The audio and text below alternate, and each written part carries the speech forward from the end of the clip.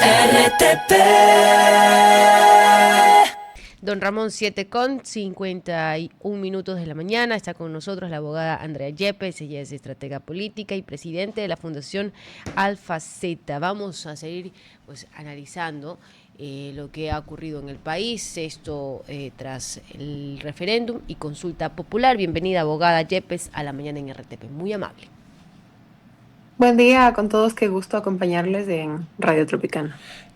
Abogada Yepes, tengo el comentario acá de un gentil radioescucha que dice que es la inseguridad y que damos palos de ciego, que los analistas que buscamos otras explicaciones para lo que vimos en la consulta. Pero yo le pregunto a usted si está de acuerdo. Yo no sabría si estaría de acuerdo, creo que no, porque el presidente Noboa a principios de año tuvo muy buenos resultados, sorpresivos en la segunda vuelta, terminó con la reelección en las manos, a pesar de que tuvimos el enero más violento de nuestra historia, y que en general los primeros meses de este año, que va a ser el año más violento de nuestra historia, ya hacían quedar mal al gobierno. Entonces, para usted, ¿qué operó entre esa gran victoria de Noboa en abril y esta derrota de la propuesta gobiernista del presidente Noboa en noviembre? Yo creo que hay muchas razones de peso, pero yo me resisto Perdón, creo que sí está el audio. Sí, sí, me escuchamos. Sí. Me resisto a llamarlo derrota porque creo que esto nos hace psicológicamente entrar en esta línea de la suma cero. Alguien ganó, alguien perdió y entonces como que algo salió mal, digamos. El ejercicio de la democracia siempre tiene diferentes posibles resultados y este era un posible resultado. Entonces yo no creo que se debería implantar la narrativa de la derrota porque psicológicamente como país sentimos que cada vez que vamos a las urnas alguien tiene que perder. Y lo único que creo es que cuando vamos a las urnas alguien se tiene que expresar y la expresión de una mayoría va como a suponerse o va a estar superior a la expresión de la otra. Entonces, no creo que el ejercicio democrático deba ser concebido nunca como una derrota, sino como se eligió una alternativa, distinta en este caso a la alternativa gubernamental, pero se eligió una alternativa. Entonces, partiendo de ahí, creo que se puede empezar a entender también por qué tuvimos el resultado que tuvimos. Escuché un análisis muy interesante también el día de ayer, no recuerdo exactamente de qué persona, sobre que probablemente esta decisión de muchas personas, y no de todas, porque quisiéramos pensar que hay un voto reflexivo, es un voto donde la gente leyó cada pregunta, cada anexo, pero esto es muy infrecuente en el Ecuador. Podría ser un reflejo de que, o un mensaje donde la gente, el presidente Noboa le propone a la gente, y si reformamos la estructura jurídica que tiene el Ecuador. Y el Ecuador le dice, no, ¿sabes qué? La estructura, como quiera que sea, funciona, trabaja con eso y lo que quiero no es que tú reformes, quiero que tú administres. Esto podría ser un mensaje que le está dando cierta parte de la población. Ahora, yo creo que otra parte de la población le está dando un mensaje sin querer darle el mensaje, sin haber tenido la intención de darle el mensaje. Y el mensaje es, no me entiendes. Creo que muchas personas no entendieron ni el contenido de la pregunta ni la importancia de la pregunta. Creo que existió una estrategia de comunicación que no logró impactar en segmentos muy voluminosos y hablo sobre todo de las generaciones más jóvenes. Y creo que eso sucedió porque, para empezar, aunque el presidente Noboa ha sido históricamente el político que mejor conexión tiene con esas generaciones a través de su estrategia de medios digitales, lógicamente el desgaste del ejercicio del poder ha ocasionado en varias áreas cambios en su forma de comunicarse, cambios en su forma de gobernar, etcétera. Lo que sucede es que cuando uno gobierna, porque la institución en sí, el poder ejecutivo como tal, es una institución tan antigua, es bastante rancia, ejecutar el poder, es decir, tener que tomar decisiones gubernamentales todo el tiempo, hace que cada vez seas, por llamarlo de alguna forma, cada día más aburrido y cada día más cansino. Entonces, eso limita un poco la frescura que puedas tener para seguir comunicándote con generaciones que te demandan estar vigente en tendencias y demás para poder impactar en su retina, digamos, de alguna forma. Creo que eso también Abogada. pudo pasar de cierta forma factura.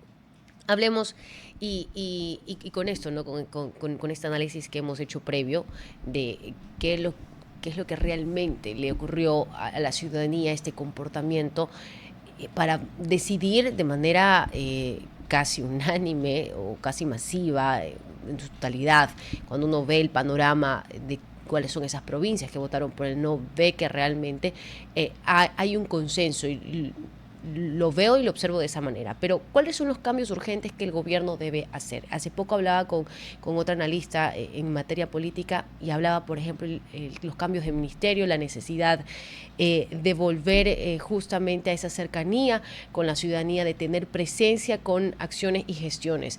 En el cambio de vivir solamente de la propaganda de seguridad, debe enfocarse ya de otra manera, porque sin duda alguna esto del kingpin ya no está funcionando, el descabezar a una banda criminal y mostrar la cabeza de aquel delincuente.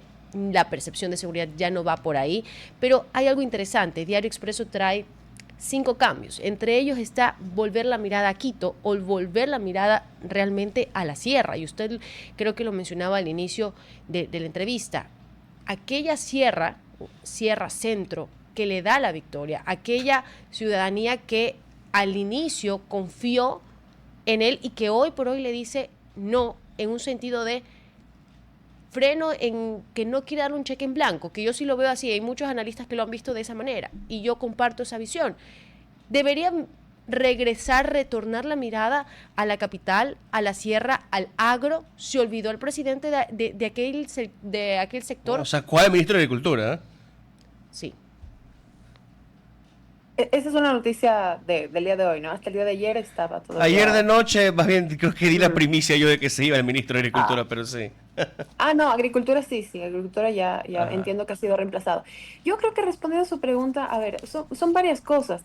Creo que no se puede entender el resultado de esta consulta sin entender también los hechos de la paralización y todo lo que sucedió en el control de daños post la eliminación del subsidio. Entonces, más que nada porque creo que el equipo comunicacional y político del presidente ha demostrado ser un equipo talentoso para la gestión de asuntos complejos.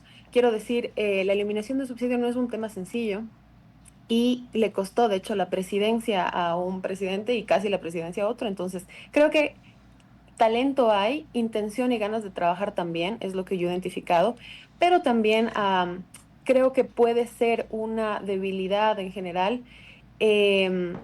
Su fortaleza narrativa y algo de sus grandes diferenciadores, que es este asunto de la nueva política. El Ecuador tiene unos problemas estructurales, sociales, su tejido social históricos que tienen que atenderse paralelamente a cualquier acto innovador comunicacional o político que se haga en el proceso de gestión. Quiero decir, por mucho que estemos trabajando en proyectos de inteligencia artificial o cosas por el estilo, los graves y grandes problemas del sector indígena, del sector agrícola, van a seguir presentes. Entonces, creo que hay que pasar de lo innovador y lo creativo y probablemente lo comercial, comunicacional, publicitario, a la verdadera gestión política.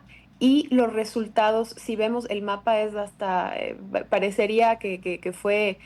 Parece más un meme que el mapa de la realidad de dónde gana el sí, que es Tungurahua, es un lunar en todo el país, ¿no? Tungurahua es el Manabí del anticorreísmo, podríamos decir. Claro, claro. Entonces, lo que sucede es que de alguna forma quizá los valores de la propuesta, es decir, los conceptos muy profundos de las 4 preguntas que había planteado el gobierno, están más alineadas con una visión un poco más conservadora, que probablemente es de alguna forma lo cultural en Tungurahua, es decir, es una sociedad un poco más conservadora que otras sociedades de la sierra, quisiéramos pensarlo así. Creo que hay por ejemplo, un trabajo inmediato y bastante evidente, es el trabajo territorial provincial. Yo decía ayer en una entrevista con Andrés Carrión que es muy importante. Si yo haría una evaluación del equipo, empezaría por los gobernadores, porque yo puedo entender el cansancio del equipo directo de trabajo operativo y estratégico que le acompaña al presidente, siendo él la cabeza estratégica y el resto de personas su brazo operativo de todos los niveles. Entiendo el nivel de cansancio que pudo generar no haber estado al 100% para una maratón como la consulta, después de haber vivido lo que fue la paralización y la eliminación de un subsidio. Yo insisto en eso porque en este país la memoria política es bien corta y se nos olvida que eso es un tema no menor, es un tema bastante grande, muy complejo. Pero no logro entender cómo equipos descentralizados como los de las gobernaciones no pudieron ser realmente un apoyo para poder compartir o informar a la gente en todos los segmentos y de todas las formas posibles cuáles eran los beneficios de la propuesta, porque hay otro asunto del que se evita mucho hablar, pero que es importante hablar. Eh, una verdad, una mentira dicha 100 veces suena verdad, pero no es verdad. Y el asunto de que asociemos los resultados de la consulta con la aprobación o desaprobación del presidente, a mí me parece peligroso, porque empieza a convertirse en un canon. No, no me gusta lo que está haciendo el gobierno del presidente, voy a votar en esta consulta. No. Creo que no es precisamente responsable que la evaluación de temas tan complejos como los que la consulta se planteaba, no se realice, sino que nos quedemos en el primer paso de me cae bien, no me cae bien. Creo que esto le puede generar, y de hecho para mí, en mi perspectiva, le ha generado problemas al país. Sí, El asunto de la, herramientas urgentes que ahora no las vamos a tener. la pregunta iba, y por qué hacía como regresar la mirada hacia la capital o hacia la Sierra Centro, porque vienen en el 2027, finales de 2026, una ya campaña para las seccionales como tal. Uh-huh. Y de cara a eso, el presidente, lo decía bien César, tiene apenas a Tungurahua como el bastión político actualmente. ¿Qué pasará? La costa en estos momentos la veo, la observo yo como una resistencia hasta no ver resultados reales en materia de seguridad. Para mí Tungurahua, ¿por qué también es un bastión de la derecha? Tungurahua tiene más población, por ejemplo, que el Chimborazo, y la tiene concentrada en Ambato, que es una ciudad de industria. Así es. ¿Ya? Entonces, esas condiciones sociales y económicas pueden hacer a una ciudad más movida hacia la derecha, hacia la libre empresa. En Cotopaxi, en cambio, todas las élites se fueron a Quito, Tungurahua conserva sus élites. Pero ¿qué hace el presidente para recuperar terreno donde no tienen esas condiciones? Exactamente, iba hacia allá. ¿Qué debe hacer el presidente para recuperar aquel voto que en su momento se le entregó como algo de confianza? A ver, veamos qué sucede, ¿no? Porque no nos gusta la otra opción que está disputándose. ¿Qué hacer? Por eso le preguntaba, ¿debe regresar la mirada justamente hacia ese lado del país?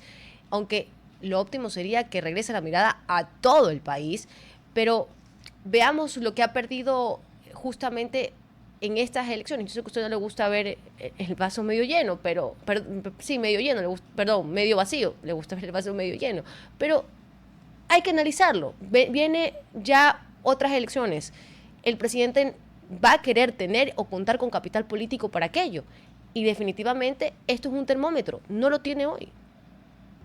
Definitivamente. Ahora, lo que creo es que a veces se dice con mucha, es muy reduccionista decir es contra el presidente. Tal vez es con su equipo de trabajo, tal vez es con la gestión comunicacional, tal vez hay muchas razones. Es decir, probablemente la gente no se está enterando lo suficiente de lo que está pasando, de lo que no está pasando. Bueno, tantas cosas que pueden pasar. Por eso se requiere, frente a unos resultados como estos, cuando yo hice 4 propuestas y la gente me dijo, el camino que me estás proponiendo no me gusta, y me lo dicen masivamente porque me lo dicen en más del 80% de las provincias, tengo que pararme y reflexionar. ¿Será la forma correcta? ¿Será lo que yo estoy planteando lo mejor? ¿Será que lo estoy planteando de la forma correcta? Y luego, si resulta que lo que yo estoy planteando al 80% de la gente no le pareció la mejor idea, resulta extremadamente urgente reflexionar realmente. Estoy hablándole yo a la gente en el lenguaje que me podrían entender sobre los temas que realmente les importan. Entonces, hay que hacer una evaluación profunda, objetiva, pero yo sí soy fan de ver el vaso medio lleno y creo que esto puede ser una gran oportunidad para pulir el equipo y también la dirección en la que va el proyecto político del presidente. Es más, si es que se entienden a profundidad cuáles son las razones que motivaron esta votación, se entiende a profundidad, esto es una oportunidad para volver a conocer los territorios, sus intereses, sus formas, su lenguaje, etcétera. Esta podría ser realmente la oportunidad que le lleve a ese proyecto al siguiente nivel. Creo que aquí hay una disyuntiva entre entender lo que pasó o taparse los ojos y decir aquí no pasó nada. Sí pasó, sí pasó.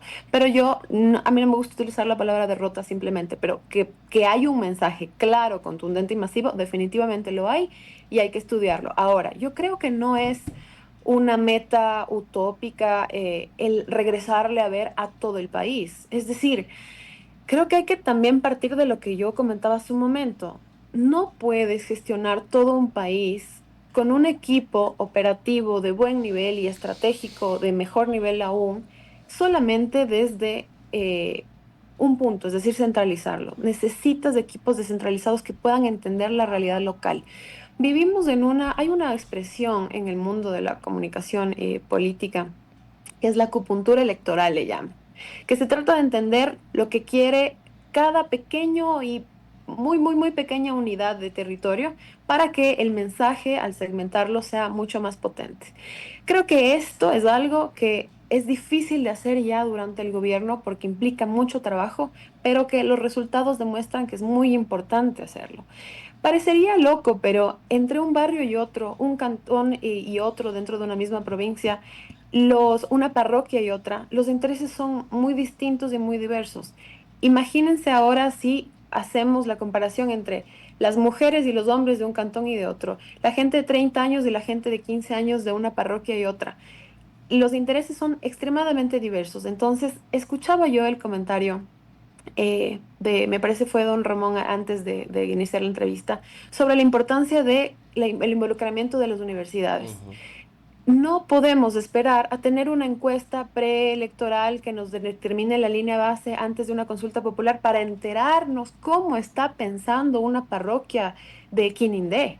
Eso tiene que ser información permanente y para mí quizá las personas que pueden estar dándole esta información, no solo al gobierno, sino a todos los gobiernos, a los descentralizados, municipales, provinciales, porque esa debería ser la base de la toma de decisiones, podría ser la academia. Es decir, creo que este tipo de resultados deberían llevarnos a la reflexión de la importancia de entender el pueblo al que yo estoy gobernando, que tiene intereses muy variados y muy variables también.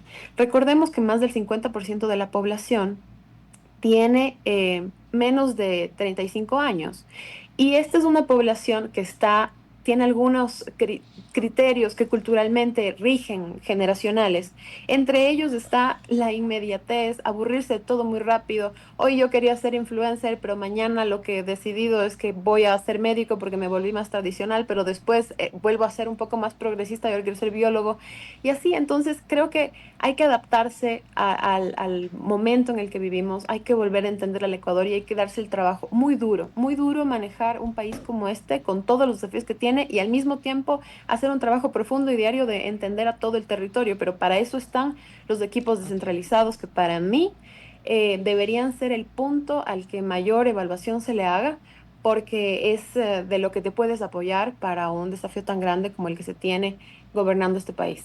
Abogada Yepes, le agradecemos muchísimo por habernos acompañado en la mañana en RTP 8:09 de la mañana. Gracias a ustedes. Buen día. RTP